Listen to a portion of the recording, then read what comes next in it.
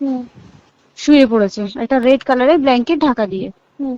কিন্তু তারপরে মানে সেমিনার রুমে এমনি কি তোমাদের ওরকম সেমিনার রুমে টুমে ঘুমানো হয়? মানে আমি যদিও কোনো আইডিয়া নেই, ওই জন্য জিজ্ঞেস করছি। না, এবার একটা রেসিডেন্টের ডক্টর রুমস থাকে, আচ্ছা। বুঝতে পেরেছিস, তারপরেও সেমিনার থাকে। এবার হুম। সেমিনারে একটা বেড থাকে, আর আচ্ছা ডক্টরস রুমে দুটো তিনটে যেরকম বড় ঘর হবে সেরকম বেড পাতা থাকে। আচ্ছা। আচ্ছা। মেনলি ডক্টরস রুমে শোয়ার কথা, ঠিক আছে। হুম। হয়েছিল কি, ওকে বডিটা পাওয়া গেছে সেমিনার রুমে, হুম। কিন্তু ঘুমাচ্ছিল ডক্টরস রুমে। যে রুমটা তোর এখন ভাঙা হয়েছে, দেখেছিস রুমটা ভেঙেছে, হুম। হুম। হুম। হুম, একটা ভিডিও ঠিক দেখছিলাম। বাথরুমের পাশেই। হুম। ঠিক আছে, মানে বাথরুমটাকে অজুহাত দিয়ে হুম। ওই রুমের দেয়ালটা ভেঙে দিয়েছে। অ্যাকচুয়াল কাণ্ডটা ঘটেছে তোর ইয়েতে, ওই রুমটার ভেতরে, ডক্টর রুমে? ডক্টরস রুমে। ডক্টরস রুমে ঘটনাটা ঘটেছে, ওই বডিটাকে তো ডক্টর ধস্তাধস্তি। রুমে ওই দিন আর কেউ ছিল না, খালি মানে অনলি ওই দিদিটাই ঘুমাচ্ছিল? হ্যাঁ, এবার তোকে আমি বলি, অন কলে নিশ্চয়ই একজন থাকবে না, না। ওর জুনিয়র সিনিয়র মিলে থাকে। এমনকি থার্ড ইয়ার একজন থাকবে, সেকেন্ড ইয়ার একজন থাকবে, হুম। প্লাস ফার্স্ট ইয়ারে ইন্টার্নশিপরা যারা থাকে তারা ইন্টার্নরা থাকে। হুম। আর চেস্ট এমন একটা ওয়ার্ড হচ্ছে, কোভিড এর পর থেকে প্রায় হামেশাই সবার শ্বাসকষ্ট হচ্ছে, মানে আসছে মানে শ্বাসকষ্ট হচ্ছে। আর চেস্ট ওয়ার্ড আর চেস্ট মেডিসিন দুটোই হুম। পাশাপাশি ওয়ার্ড, হুম। ঠিক আছে। হুম। তো কেউ কি শুনতে পায়নি? কেউ শুনতে পায়নি। ওটাই তো আমি ওই দিনকে ওটাই ভাবছিলাম এবার যে। দেখ, ধস্তাধস্তি করাতে একটা নিশ্চয়ই চিৎকার হয়, একটা ভায়োলেন্ট হয়, হুম। হুম। বুঝতে পেরেছিস। হুম। তারপরে আবার কি, যে চারজন ওর সাথে খেয়েছে তারা কোথায়, তারা কেন মিডিয়ার সামনে আসছে না? হুম। তাই ঠিকই তো, তো। তারা কেন আসছে না? তোমার ওই দিন ডিউটি ছিল না রাতে? ওই দিনকে আমি নাইটে ডিউটি করছিলাম। আচ্ছা। আমি নাইটে ডিউটি করে এসেছি, আমার লাস্ট নাইট ছিল। তো আমার তো 3 দিন নাইট থাকে, 3 দিন নাইট থাকার পর লাস্ট নাইট ছিল। লাস্ট নাইটের পর বুধবার আমার লাস্ট নাইট, বুধবার রাতে ঘটনাটা ঘটেছে। হুম। আমি বাড়িতে এসেছি, রীতিমতো বাড়িতে এসে শুয়ে পড়েছি। 3টের সময় আমার কাছে ফোন এসছে যে সবাইকে ডেকে পাঠিয়েছে, ইমিডিয়েট আয়। তখন গিয়ে দেখি আরজি করে এই অবস্থা, পুরো গোটা হাসপাতালকে ডেকে পাঠিয়েছিল। গিয়ে দেখি পুলিশ ছয়লা, মানে আর ওকে যেভাবে, আমি তো বডিটা দেখেছি রে, মানে আমাদের এখনো পর্যন্ত চোখ থেকে নামছে না। রীতিমতো মনে হচ্ছে মেয়েটা যেন আমাদের পাশে পাশে ঘুরছে, একদম এরকম, মানে মানে অদৃশ্যমান। মানে আমরা এরকম ভাবতে পারছি না যে এরকম ভূত থাকে বা একটা স্পিরিট থাকে বা কিছু। এখন আমরা বুঝতে পারছি না ওর আত্মাটা এখনো ঘুরছে আমাদের আশেপাশে। দেখ, ওর আমার তলাটা নাকি, তো ওর থেকে ও থাকে চারতলা ঘটনাটা ঘটেছে, ঠিক 2টো ফ্লোর নিচেই আমি থাকি, আমার রুমটা, ঠিক আছে। কিন্তু তাও আতঙ্কে আমরা মানে একদম স্তব্ধ হয়ে গেছে আরজিগরটা। কিন্তু ব্যাপারটা হচ্ছে, তাহলে ডক্টর রুম থেকে ওকে সেমিনার রুমে নিয়ে যাওয়া হয়েছে? হ্যাঁ, অবশ্যই নিয়ে যাওয়া হয়েছে।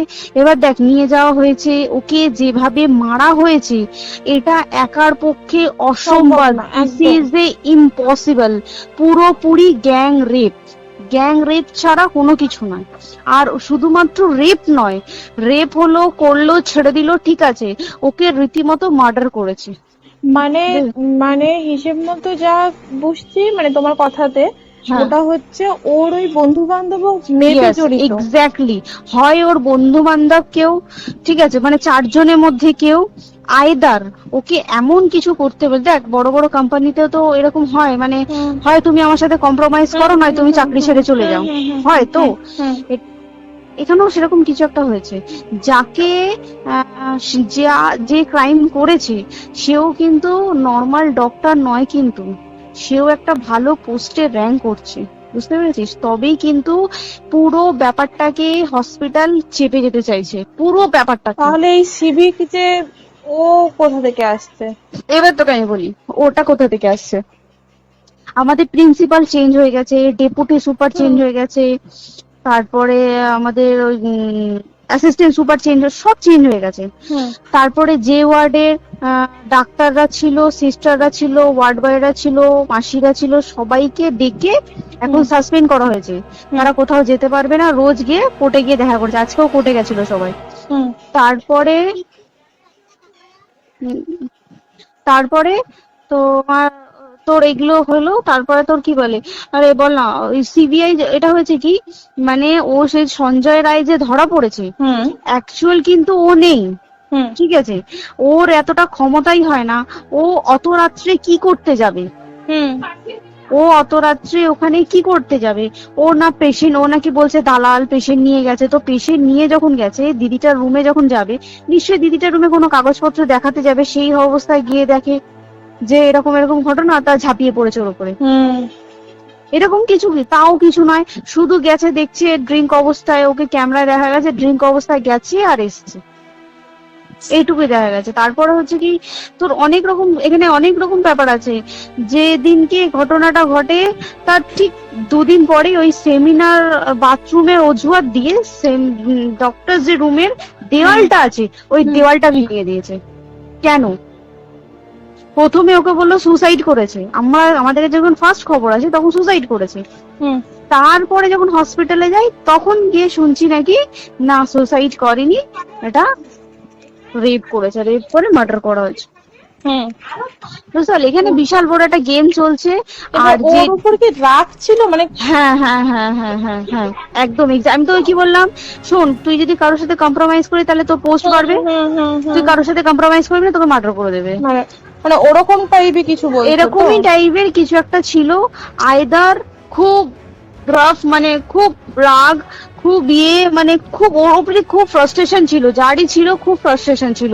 শুধু ওকে মারিনি রে, রীতিমতো মার্ডার করেছে। ওর যে ক্ল্যাচারটা ছিল, ওর আমি শুনেছি এটা, ওর ইউরিনের রাস্তায় ক্ল্যাচারটা ঢুকিয়ে দিয়েছে, তুই জানিস? মানে কি বলবো, মানে ওকে দেখা যাচ্ছে না, আমরা তো দেখেছি নিজের চোখে, ওকে দেখা যাচ্ছে না। মানে একটা মৃত্যু কতটা, মানে এই তো মানে প্রচন্ড কষ্ট পেয়ে একটা মেয়ে মারা গেল। আর ওর যে গলাটা চেপে ধরেছে, ওর ওই চেপে ধরাতে মানে এতটাই জোরে চেপে ধরেছে যে চোখ ফেটে রক্ত বেরিয়েছে। বুঝতে পেরেছিস? মানে কি বলতো, যদি ধরা পড়ে না উচিত, মানে যারা এটার সঙ্গে দায়ী না। আর এই যে সিবিআইটা হয়েছে, সিবিআইটা একমাত্র আমাদের জোরেতেই সিবিআইটা এসছে। মানে আমরা ওই সঞ্জয় রায় একার পক্ষে সম্ভব না এইসব। তারপরে পোস্টমর্টম রিপোর্টে তুই জানিস ওই আমাদের ভাজাইনা থেকে 150 গ্রাম স্পাম বেরিয়েছে। পোস্টমর্টম রিপোর্ট 150 গ্রাম স্পাম, মানে বুঝতে পারছিস? নট এ ক্যালকুলেটেড, মিনিমাম কম করে 6 থেকে 7 জন করেছে ওকে রেপ। ওই জন্যই তো আমরা এতটা বেশি ভাইলেন্ট হয়ে গেছি, বুঝতে পেরেছিস? আর তারপর দেখো, একটা মেয়ে তার কাজের জায়গাতেই ছিল, এমনটা নয় যে রাস্তাঘাটে কোনো বিপদ, তার কাজের জায়গাতেই সেফ নয়। শোন দেখ, বড় বড় কোম্পানিতে কি হয়, রুমের ভেতরে এগুলো হয়, মানে ধর রুমের ভেতরে হলো, যেমন কল সেন্টারে হয়, নাইট শিফটে হয়, এইগুলো একসেপ্টেবল। বাট হসপিটাল হচ্ছে এমন একটা এরিয়ার মতো একটা, হ্যাঁ আরজিকর বলে না, যে কোনো হাসপাতালে কেউ যদি স্ব ইচ্ছায় কারোর সাথে রিলেশনশিপে গিয়ে করতে চায় সেটা আলাদা জিনিস, কিন্তু ঠিক আছে, কিন্তু কেউ কারো বিরুদ্ধে এইভাবে করতে পারে না রে। তুই জানিস না, মানে ওয়ার্ডে দেখ, কম বেশি আমরা সবাই ঘুমাই, কম বেশি আমরা সবাই জেগে থাকি, জেগে তো থাকি, তাতে কি কেউ শুনতে পায়নি? তার কি একদম ভায়োলেন্স ছিল না? যদি কেউ না শুনতে পারে তাহলে ওর খাবারে কেউ কিছু মিশিয়েছিল, তাই কি না? সেটাও পোস্টমর্টম রিপোর্টে মানে লিক করছে না যে কেন খাবার ও তো খাবারটা খেয়েছিল, সেটা তো নিশ্চয়ই পেটেই ছিল, পেট থেকে তো বমি করে বের করে দেন, সেটা তো ফরেনসিক রিপোর্টে কিছু বলবে। আর তুই জানিস না, দেন মানে ধর পোস্টমর্টম রিপোর্ট আসতে 3 দিন সময় লাগে। ও যেদিনকে মরেছে ঠিক তার পরের দিনকে বিকেলবেলা পোস্টমর্টম রিপোর্ট বার করে দিয়েছে, মানে বডি বার করো আর পোড়াও, 10 সেকেন্ডের মধ্যে বাড়িতে নিয়ে গেছে, তারপরে বডি পুড়িয়ে দিয়েছে। মানে কি বলবো, হসপিটাল, মমতা ব্যানার্জি, সবাই, মানে তৃণমূল প্রত্যেক সবাই এটাকে পুরোটাই কেসটাকে চাপা দিতে চাইছে, পুরোটা। তারপরে তুই ভাব, যে মানুষটাকে এত ক্ষতবিক্ষত ভাবে মেরেছে, তাকে অভিষেক ব্যানার রেপ কি কলকাতায় প্রথম হলো? নয়, বিভিন্ন জায়গায় বিভিন্ন ভাবে রেপ হয়েছে, ধরা পড়েছে, ফাঁসি হয়েছে কি জেল হয়েছে। অভিষেক বন্দ্যোপাধ্যায় কেন বললো জাস্ট তোর কি বলে এনকাউন্টার করতে? মানে কি, সঞ্জয়কে যদি এনকাউন্টার করে পুরো কেসটা চাপা পড়ে যাবে, একদম, স্টুডেন্টরা ঠান্ডা হয়ে যাবে। আর আমরা সেটা মানবো না, আমরা সেটা হতেই দেব না। তাতে যদি চাকরি মানে আরজিকরটাকে সিল করতে হয় তাতেও আমরা রাজি আছি, সিল করে দেওয়া হোক, আরজিকর সিল করে দেবে মনে হচ্ছে যদি ঠিকঠাক ভাবে। এবার ওই জন্য আমাদের দাবিতে সিবিআই এসছে। এবার তুই একটা কথা বল, যখন দেখতে পাচ্ছে মমতা ব্যানার্জি, যে কলকাতা পুলিশ আমাদের জন্য কিছু করতে পারছে না, আমরা কিছু মানতে পারছি না, 7 দিন ধরে বার করতে পারছে না, তাহলে সেটা 2-3 দিনের মধ্যে কেন হ্যান্ড ওভার করে দিল না? তাই তো। তাই কি না? তারপরে দেখ, পিডব্লিউডি একটা লো পোস্টের মানুষ, মানে যারা ভাঙচুর করে, মানে সিমেন্টে যারা কাজ করে তাদেরকে পিডব্লিউডি বলে। এবার পিডব্লিউডি নিশ্চয়ই হায়ার অথরিটি থেকে অর্ডার এসছে তবেই ওরা গিয়ে ভেঙেছে।